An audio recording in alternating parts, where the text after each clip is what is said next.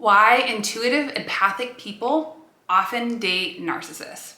In this video, we're gonna talk about why intuitive empathic people and narcissists often attract, and how to develop better skills and boundaries so that your sensitivity of your superpower doesn't become your kryptonite.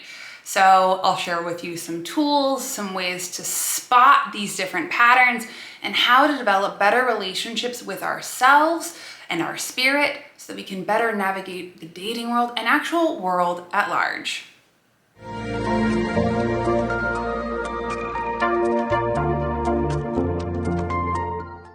If you're an intuitive or empathic person, chances are that you have probably run across a narcissist.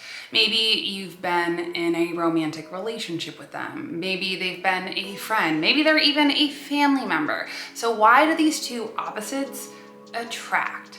Well, before I go any further, let me introduce myself. Hi, I'm Sonia. I'm a fourth generation intuitive, and I teach you how to plug back into your innate divine self, your intuition. And if you are new here, hi, welcome. Don't forget to hit the bell notification, that little subscribe button. If you're returning, you hear me say this every week, welcome back. So before I go any further, also I am so excited to share I am teaching an intuitive development class September 14th, Wednesday, September 14th from 7:30 to 9 p.m. Central Time. We will be teaching you how to get in touch with your spirit, your intuition, how to access better energetic boundaries, connect with your spirit guides, and more. Check the description box for more information and also other free resources. So let's get into it. Empaths and narcissists. And it might not even necessarily be a narcissist, somebody who might even have narcissistic tendencies. So intuitive empathic people are really sensitive. They're sensitive to the vibration around them. They're sensitive to people's emotions. They're super compassionate and giving, oftentimes to a fault. And with that actually is like a radar for narcissists. Narcissists are people who are really obsessed with themselves. They often create a lot of chaos. They don't take responsibility or accountability. They get into a lot of different stories, and they are wounded. They are wounded. We have to remember that, they have their own hurt. And as empathic, intuitive people, we often, if we're not aware or grounded in our bodies, if we don't have our own healthy boundaries, that there can be underlying tendencies of people pleasing or trying to fix, solve, or manage someone else's chaos. This creates a power imbalance where empathic, intuitive people can understand why. They can understand the hurt. They can understand the chaos. They try and make sense and justify bad behavior. And with that comes a lot of acts of tiny self-betrayal.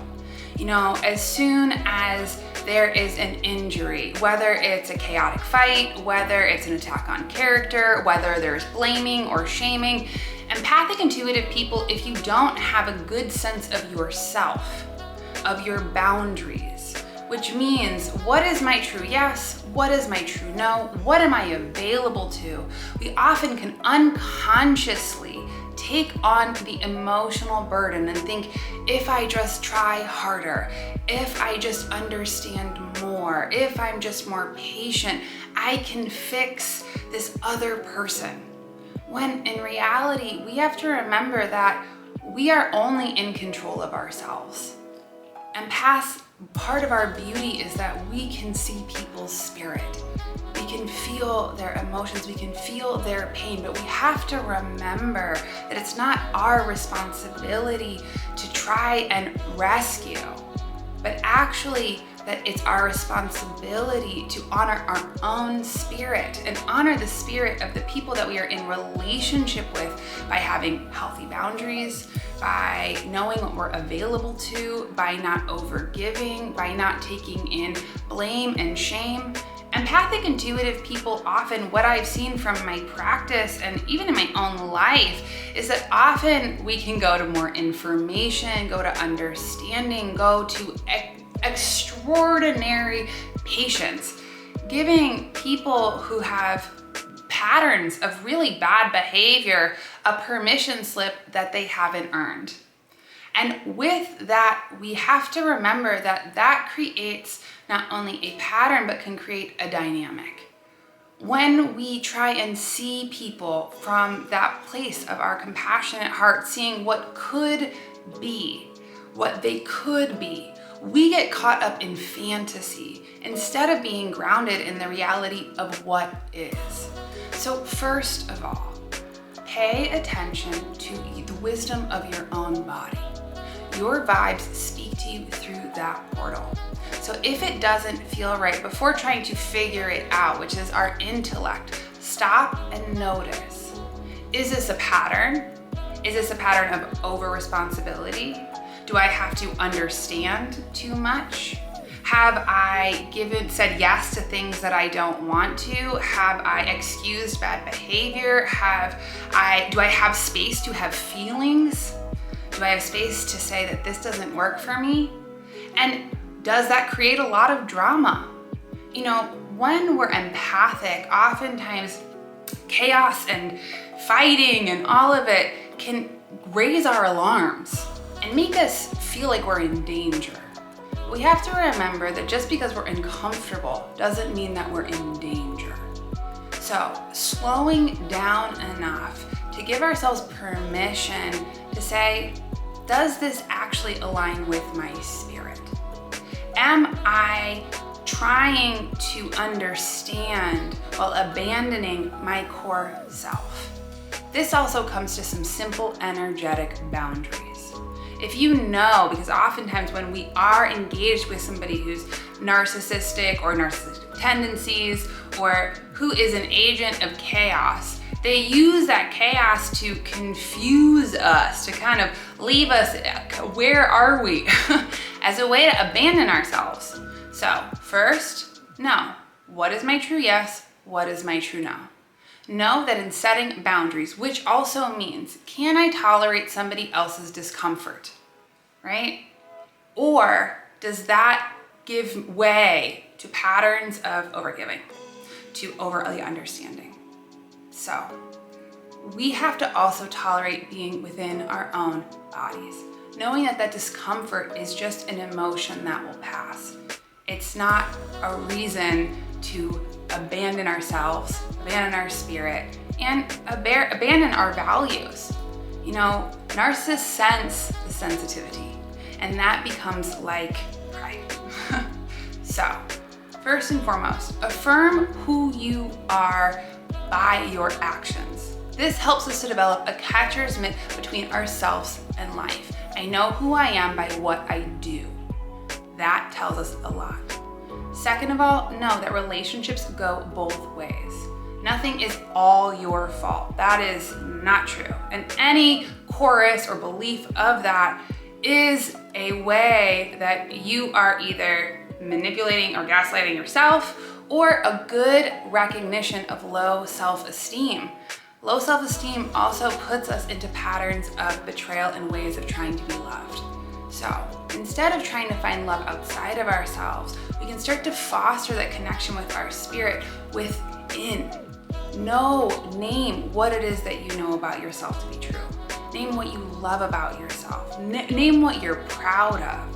As we start to recognize this and affirm that, that allows us to start to live from the inside out. I know who I am. I don't need your approval or permission.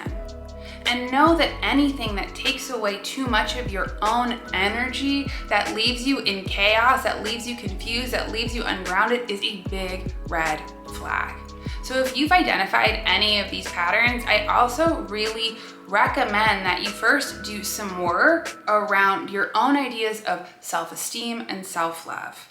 Two, there's a really wonderful book by a woman named Terry Cole called Boundary Boss. This is an empath's and an intuitive's best friend. We need good boundaries in order to navigate all relationships in the world around us. Three, know that you are not abandoning anyone. Just because you can understand somebody's pain doesn't give them permission or carte blanche to act however they want, no matter their history. You always deserve to be treated with respect and kindness. And even when conversations are difficult, those rules still apply. 3, give yourself permission to walk away. Walk away from anything that does not feed your spirit. Walk away from anything that does not feel good. Know that that is, like I said, not abandonment, but actual a testament of self-love. And if you really struggle and find yourself in these different patterns in any relationship in your life, I also really implore you to get a good therapist. Having a good therapist in our corner who can help us sometimes unpack sometimes childhood trauma or other tools or systems that might be rewiring our brain that believes that narcissistic abusive behavior, that we confuse it for love. And you can use that same empathic, loving, compassionate heart for yourself. Be extraordinarily forgiving and patient. Forgive yourself for any red flags that you've noticed. Forgive yourself for any ways that you've betrayed or not honored your own spirit. Each tiny decision that you make makes a huge ripple effect out. And just even recognizing this dynamic creates change within. So I hope that you enjoyed this video. Like I said, don't forget to hit subscribe or that bell notification. Let me know if you're an intuitive. You ever dated a narcissist? I have. And it took me a while to recognize, and then I got out of it. So know that there is a road to healing and recovery, and that doesn't mean that you have to not be sensitive. It means that we have to be sensitive to ourselves and our own experiences and instead of just for others. So I hope you enjoyed this video. Come join me next week for my workshop. Check out my website, soniatully.com. And I'm sending you all my love. See you next week. Bye.